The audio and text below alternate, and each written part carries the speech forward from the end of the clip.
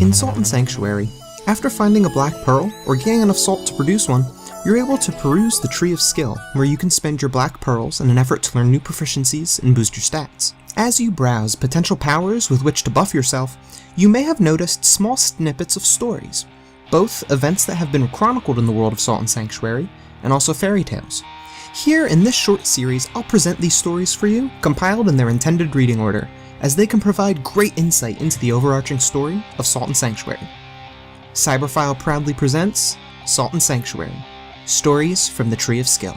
This will be the last of the stories from the Tree of Skill, as the rest of the stories in the Tree of Skill are incomplete, in that they sort of tell a story but parts seem to be missing, so it's up to you to use your imagination to fill in the parts that are missing. So without further ado, let's start with the Smith's Apprentice. Jacob had been an energetic youth, and the trade of smithing gave him a proper outlet to work, craft, and learn. All his tools were laid out before him, his tongs, chisels, punches, hammers, and bits. "More nails again today?" he asked. "Not today, son. A new order came in. Swords. War is coming. Let's get to work." "I'll need good metal to make a piece like that," he said. "Dorian steel, nothing less." The flame's heat had dwindled, but that's what bellows were for. He deftly sent a few blasts of air into the fire, bracing for the satisfying roar of heat that would return. Jacob set about measuring Leonworth. The armor was perfectly articulate to match its owner, from shoulder to ankle and every finger and toe between. In the rainy darkness, Jacob could tell the huddled figure was a man, and that man was gravely wounded. He hurried forward, still mindful of his surroundings, only to discover that the victim was someone he recognized. The knight, Leonworth. "Deliver this to Clouden, Cass," he said, handing Jacob a piece of parchment. Jacob nodded, though he could not make out what was written on the parchment. He ran as fast as he could back to the smithy. He was excited and terrified all at once. Could a boy of his station really be of use to a knight? He ran without stopping, down the hill, past the hanging tree, over the soggy gulch, through the great wooden gate. He arrived, sopping wet, brimming with excitement and resolve. The armor was heavy, but Jacob was not only stout and lean from days of smithing, but his trade had given him priceless experience at deftly donning and wearing plate. Ironclad and bearing sword and shield, Jacob set out to the east, to adventure. The dying knight's wishes would be honored. Next, we have the Animals of Grimson. Having reached Accord, the 16 Knights of No Banner were ready to embark on their quest. But first, a symbolic gesture would occur. They carried with them provisions for 30 days' travel, 18 poultices of mending, and other linens and salves as recommended by Xenia the healer. Second was Kesh Greydaughter, the Bloody Blade. She wielded the Tachi, an exotic weapon from the south. Third was Kurt, son of Kerman. He cherished little more than his hefty Kure Moa, which he named Slaughter Song. Fourth was Garkill, the Relentless. He lacked skill at dueling, but true to his name, he excelled at skilllessly battering his foes into submission. Suddenly, Adriana gasped. In the woods, in the flicker of campfire, there were faces. A dozen faces. More. 100. The woods were alive, and they were not pleased. Kurt swung his hefty slaughter song at the ghastly creature, cleaving it shoulder to gut. Kesh Greydaughter slashed at the Reverend.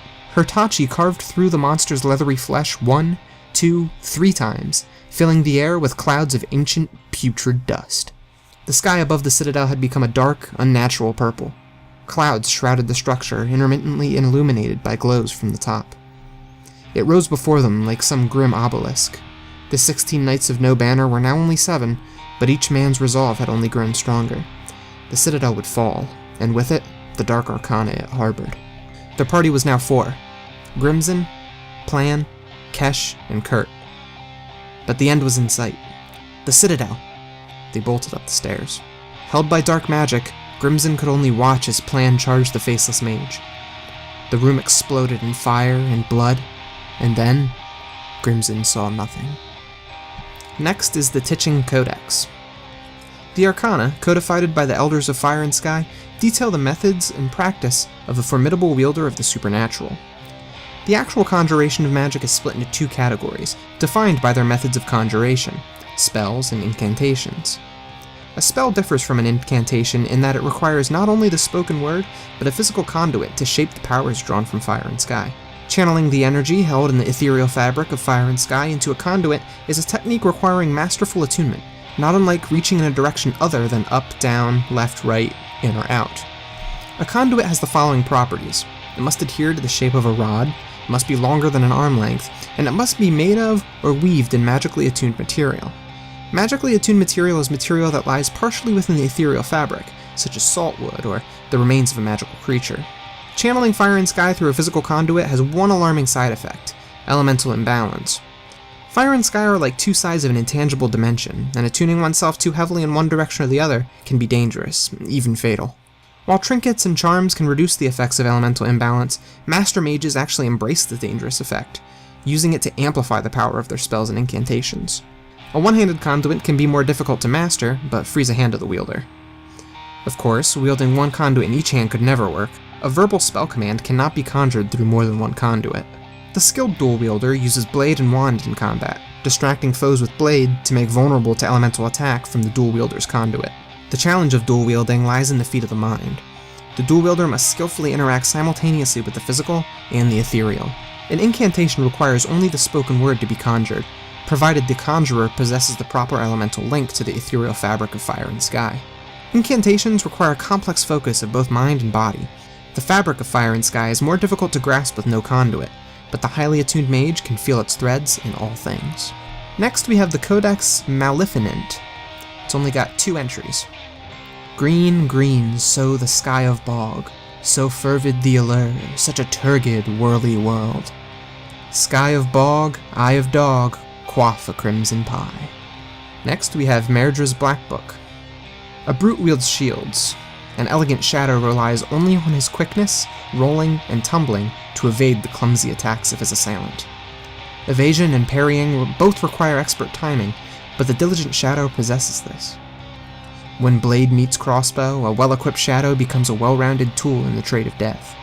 A graceful shadow takes to the air to loose crossbow bolts in an attacking assailant. The graceful shadow times his attacks perfectly, staggering his foolish foe. The tenacious shadow must be able to remain hidden in water for great periods of time. A breathing apparatus may be made using hollow reeds. The diligent shadow shall become skilled at climbing.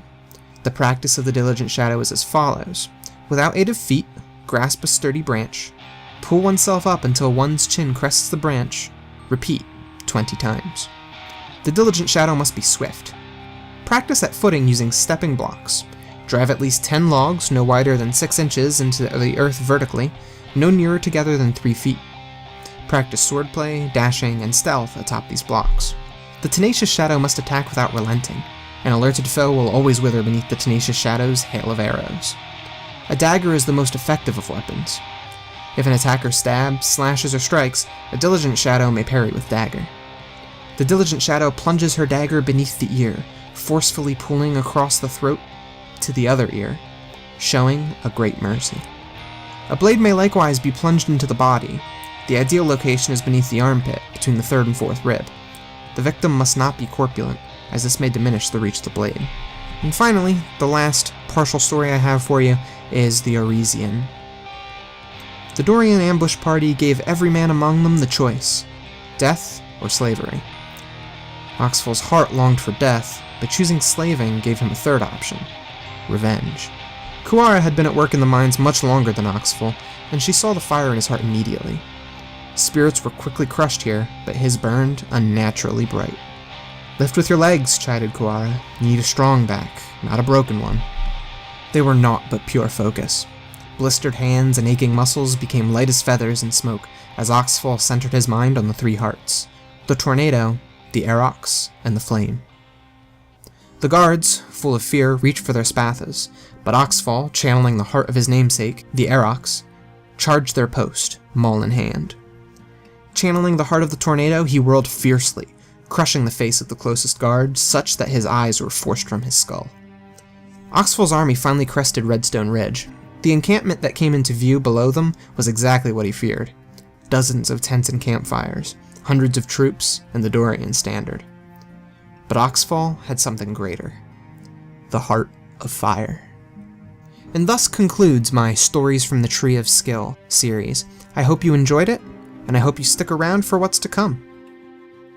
Hey, thanks for watching! Don't forget to subscribe for more Cyberphile content, and if you like this video, show me with that little thumbs up button. If you liked this video, you might like one of my other videos. You can click right on the boxes to jump to them. Cyberphile, offline.